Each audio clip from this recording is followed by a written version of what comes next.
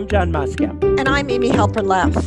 Welcome to Ethical Schools, where we discuss strategies for creating inclusive and equitable schools and youth programs that help students to develop both commitment to and capacity to build ethical institutions. Our guest today is Dr. David E. Kirkland, Executive Director of the NYU Metro Center for Research on Equity and the Transformation of Schools. Dr. Kirkland taught middle school and high school in Michigan and organized youth empowerment and mentoring programs in cities such as Detroit, Chicago, and New York. He's a trustee for the Research Foundation of the National Council of Teachers of English and the author of 5 books, including A Search Past Silence, The Literacy of Black Males. He's co-author of Students' Right to Their Own Language. David Kirkland has been named by Ebony Magazine as one of the most brilliant scholars in the U.S. Welcome, David. Thank you. It's a pleasure to be here. David, we especially would like to talk today about the New York State Education Department's Culturally Responsive Sustaining Education Framework, known for short as CRS Framework. Listeners, the framework is posted on our website, ethicalschools.org. David, you've called the development of the framework likely one of the most important steps in New York State education history. What is the framework and why is it so important? Oh, thank you again. And, let me talk a little bit about the framework and what the framework grows out of before I talk about the framework itself.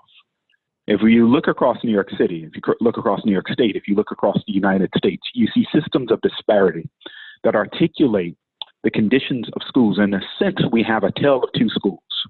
We have schooling for the privileged, and we also have schooling for the vulnerable.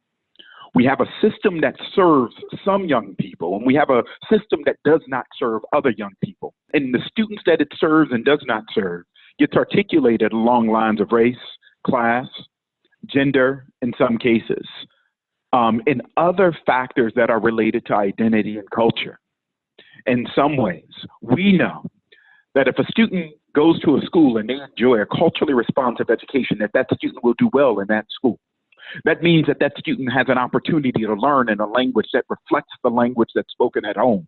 That student has an opportunity to read books by authors that look like them, read content that has experiences like them, do story problems that, come from experiences that live where they live.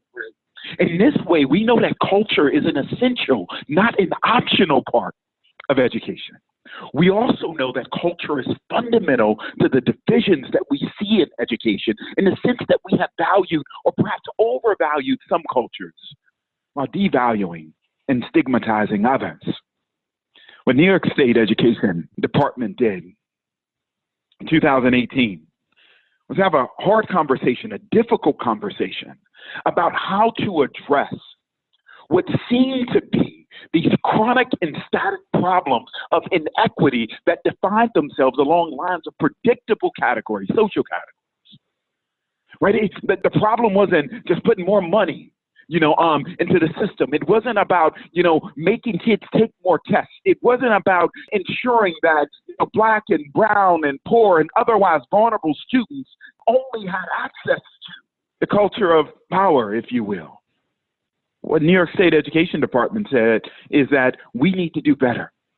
And they concluded that the babies aren't broken, that perhaps the systems are, and that if we are going to be responsive to the needs of our young people, we need to delve into the research. We need to delve into the science.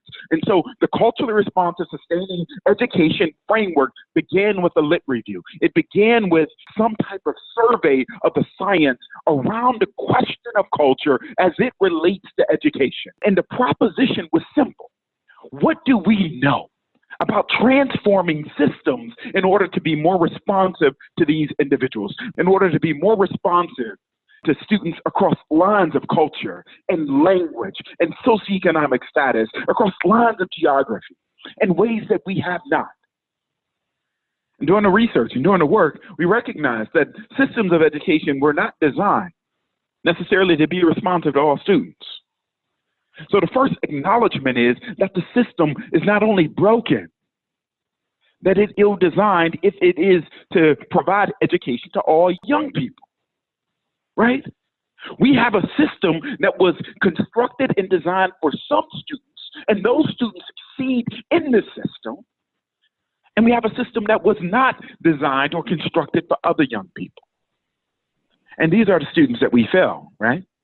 These are the students that we do not succeed. And so we began reading the literature around culturally relevant education. Shout out to Gloria Latson-Billings, and culturally responsive education. Shout out to Geneva Gay, who coined that term. And we said, what else is out there? When you say we, what role did the Metro When Center I say play? we, I'm talking about the Metropolitan Center, my center. And I'm also talking about the coalition of New York State Education Department. It was truly a community project. But to continue the story in terms of how this was developed, we began to look at the research around the other research that came out. Around 2012, Jane Gopers writes this piece called Culturally Sustaining Education or Culturally Sustaining Pedagogy. And in this piece, he begins to critique, the direction or the focus on culturally responsive education. His argument is it's one thing to be responsive, but it's another thing for that response to sustain the cultures that these students come from. Because generally, culturally responsive education has been implemented in schools, implemented in systems in order to assimilate students to some type of culture of power, right? Typically, the culture of a dominant culture. And so the state, in conversation with NYU Metro Center, decided that it was two projects that it would take up. One is, how can we be more culturally responsive? How can we create systems and environments, that are culturally responsive to students? But also, how can we create systems that are also sustaining, that will sustain the cultures, the languages, the values, the homes, the principles by which these individuals are born into? And that's how the culturally responsive education framework, came into being. It came into being trying to resolve a problem that articulated itself in a new way. That what if it's not the students who are failing? What if it's the system that's failing? And the framework that you see is the state's response to that question. What are the four principles that the framework is grounded in? Well, the four principles are taken from work that NYU Metro Center did with Buffalo School District around its equity plan. And I'll summarize what these four principles are, because these principles become tenets of culturally responsive education, right? Welcoming and affirming environments, right? The idea that you belong, the idea of that equity includes this idea of belonging, the sense of belonging. So when you go into a school space, the school space has been structured to make you feel welcomed and warm. The environment is non-hostile, but instead is restorative and regenerative to the bodies that occupy it.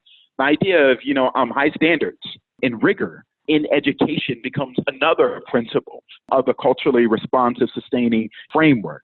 Not only does the framework set high expectations, it's one thing to set high expectations. It's another thing to set high expectations and then construct ladders that are firm and stable so that young people can climb to reach or even exceed those expectations. Another principle is teacher development or system-wide professional development. Part of that development is shifting mindsets, policies, and practices in ways that promote this healthy relationship between practitioners and the individuals who they encounter in schools. It's about relationships, right? It's about developing competencies that are necessary to teach people who come from situations and environments that may be different than ours. Right? These principles are the principles that in some ways facilitate and construct the culturally responsive education framework. But there are two pillars that are more important than the four grounding or guiding principles that are articulated in the framework. One is sociopolitical awareness. The idea that we are aware and should be aware that education is not politically innocent. That when you enter into a classroom, you enter into a contested space where the implications of power play out daily. And our students, our young people, our children are sometimes left as casualties of this great contest, this tug. The other is socio-cultural responsiveness. The idea that we have an obligation in education to root education in the lives of our young people, that we cannot ask, why are they not learning the things that we are not teaching? that the other question is more important. How do we teach in the ways that they learn? How do we become responsive to who they are as individuals and construct, design, and redesign, revise whenever necessary, the education construct, the education product in ways that are most responsive to our young people? That's the basis. That's the foundation of the framework.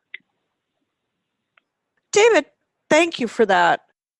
The guidelines call for development of students who have a critical lens through which they challenge inequitable systems of access, power, and privilege. As a Deweyan, that's the part that most excites me. What does that look like in practice? Yes. I mean, I'm glad that you raised the specter of Dewey, because I think we've gotten away from it, right? We talk about 2 C's of education. We talk about career and college readiness. Education as this site to train workers or to prepare elites, right, to stratify us into this space. Rarely do we talk about democracy anymore. Rarely do we talk about citizenship. Rarely do we talk about the 3rd C, and that is civic readiness. What does it mean to participate in a multicultural democracy and an expanding, or as Tom Friedman called it, a flat global world where students' hands touch, where difference becomes the norm, but it should not be characterized as a deficit. It's something to celebrate, to embrace, something that makes us better and richer, right? And what is the role of schooling in ensuring that individuals who leave our classrooms leave with this ability to think in grand ways, in broader ways, to touch each other? And what does this type of civic goal of education, what does it have to do with the holistic development of young people? How does training young people to be engaged, aware, responsible? How does that help them to, create environments and worlds that are far different than ours? How does that help them to become the types of critical thinkers that are necessary to solve tomorrow's problems today? And an American computer scientist, Alan Kay, probably put it best. He said the best way to predict the future is to invent it. What is the role of our schools in preparing those inventors who will make tomorrow? We're plagued by issues of inequity. We're plagued by issues of social intolerance, white supremacy, and anti-Black and brown racism. We hear xenophobic sound bites being spewed across our airwaves. We're in a political tango. Polarization has become so standard in our country that we don't broadcast anymore. Everything is about narrowcasting. Right? What is the role of schooling in preparing our young people to take on these monumental challenges that have set us apart? And I believe as schools begin to confront, take on this 3rd C, which I believe is the bigger C, that not only does it create and prepare young people who are far more intellectual than our present, right? It also creates this relationship between what education can do, not only to develop the child, but what education can do in developing young people to develop a world. That relationship is a relationship that sometimes gets missed. So what happens next? I mean, the framework is, I was going to say a pretty radical document, but I'll say a very radical document. It's not necessarily radical. We know in other industries, the transformation of other industries, have used culturally responsive and culturally relevant science, in order to get better results.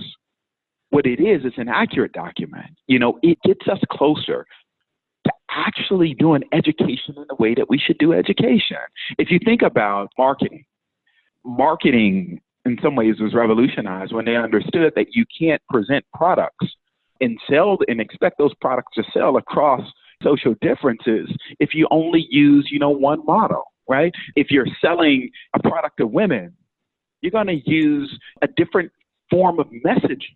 You're going to use different categories and situations than you would, if that product was being sold to men.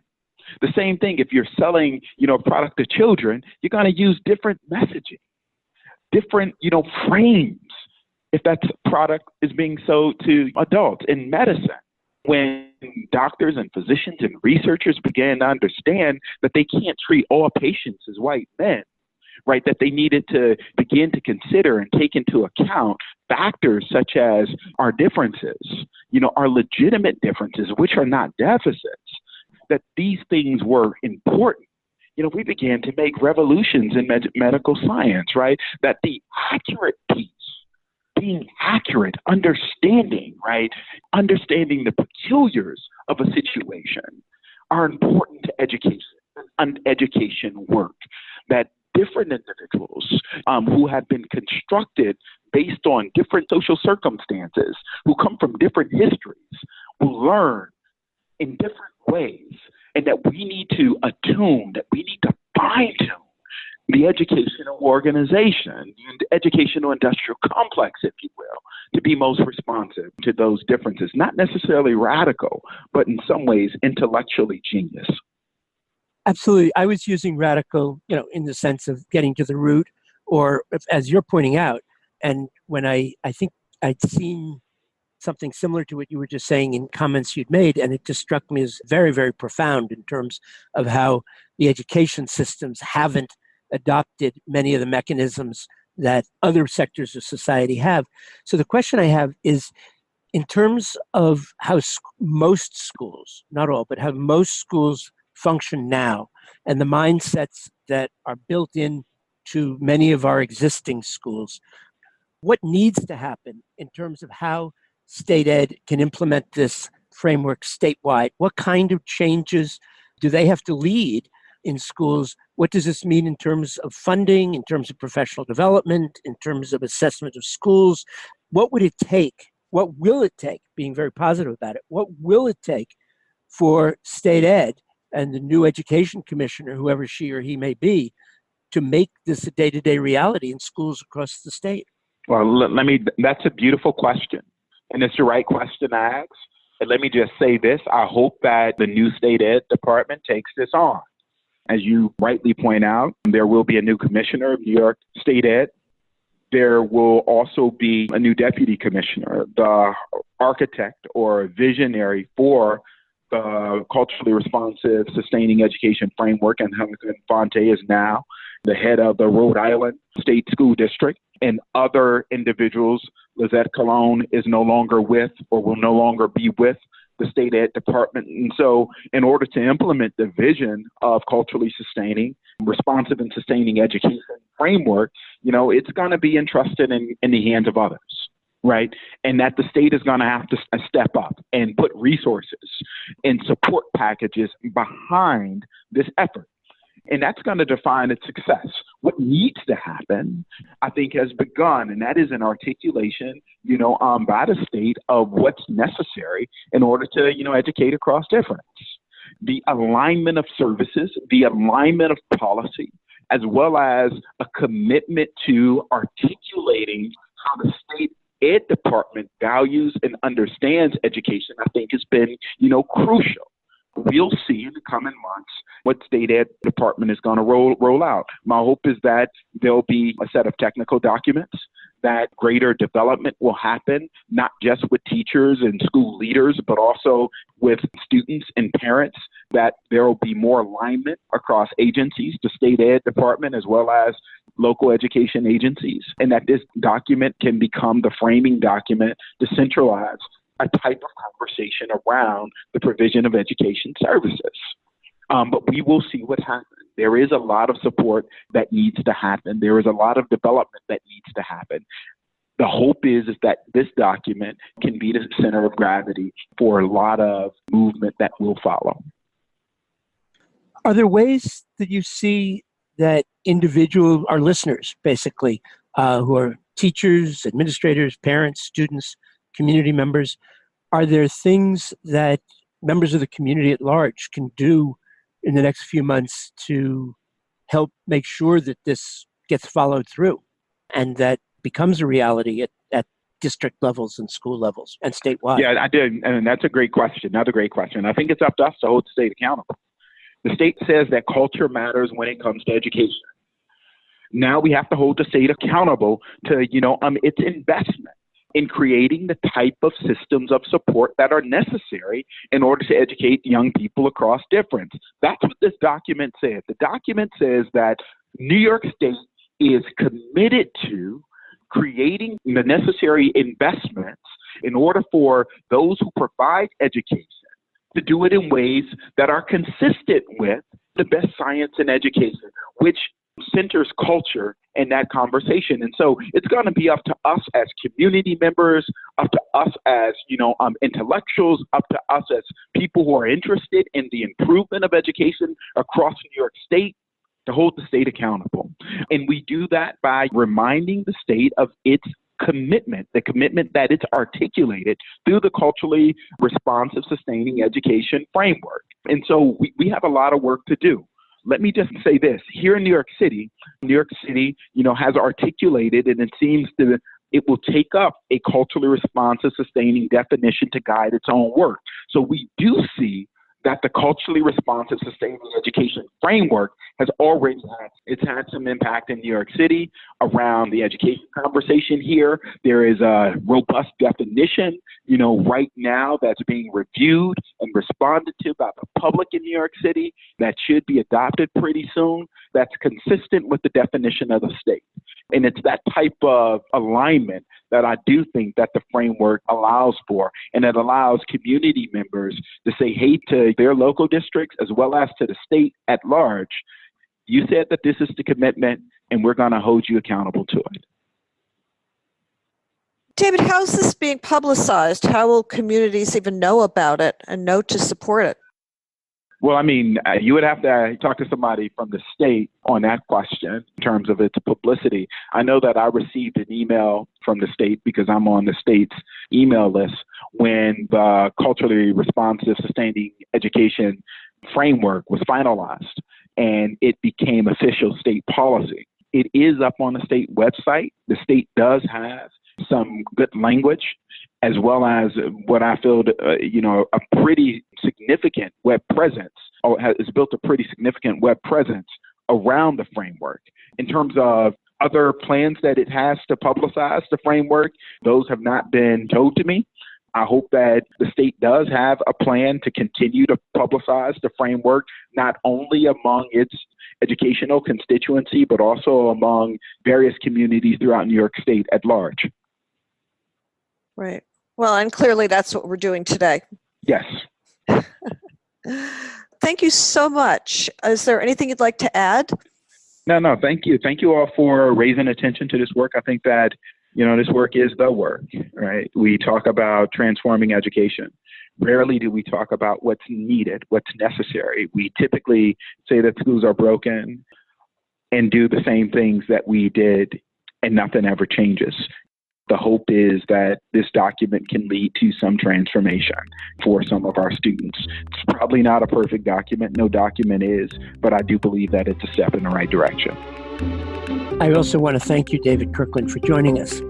And thank you, listeners, for joining us. You can check out our podcast episodes and articles at our website, ethicalschools.org. And as Amy said, we're also posting State Ed document, the framework. We're on Facebook, Twitter, at Ethical Schools, and Instagram. Until next week.